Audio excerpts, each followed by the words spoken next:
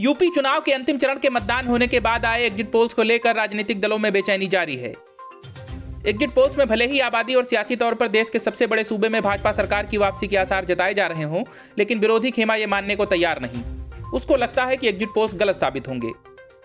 इसी कड़ी में समाजवादी पार्टी के साथ गठबंधन में चुनाव लड़ रहे राष्ट्रीय लोक दल के मुखिया जयंत चौधरी का कहना है कि एग्जिट पोल्स के जरिए मानसिक दबाव बनाने की कोशिश की जा रही है।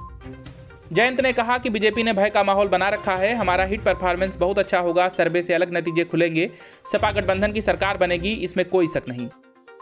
आरएलडी मुखिया और पूर्व सांसद जयंत चौधरी ने आगे कहा कि जितने भी टीवी चैनल्स के एग्जिट पोल्स हैं, ये एक राय है, मैं तो इससे सहमत नहीं हूं। हमने इस बार के चुनाव में जो उत्साह देखा, उसमें लोगों के अंदर सत्ता परिवर्तन लाने के लिए एक निश्चय था।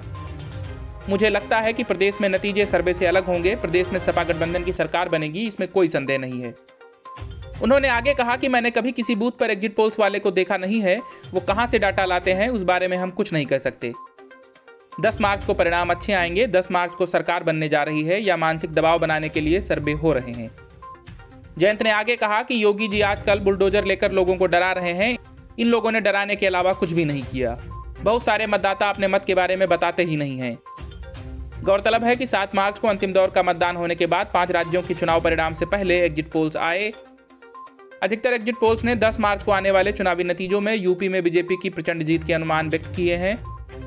इन एग्जिट पोल्स में बीजेपी को 220 से 326 सीटें मिलने का अनुमान व्यक्त किया गया है, जबकि समाजवादी पार्टी महज 44 से 130 सीटों पर सिमटती दिख रही है।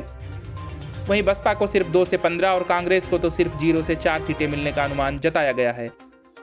बहरहाल एग्जिट पोल्स के आने के बाद भाजपा जहां खुश है, वहीं विपक्ष एग्जिट पोल्स के साथ साथ ईवीएम धांधली की भी बात कह रहा है।